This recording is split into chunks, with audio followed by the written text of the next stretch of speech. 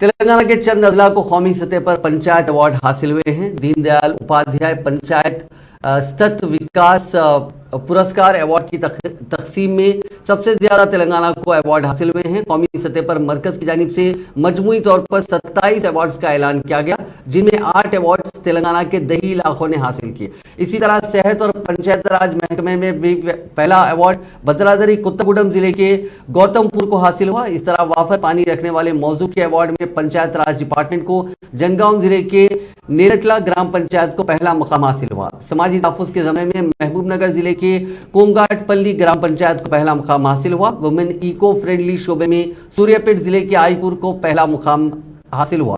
غربت سے پاک اور معیاری زندگی گزارنے والے پنچایتوں میں گدوال ضلع کے ماندوڑی گرام پنچایت کو دوسرا مقام حاصل ہوا۔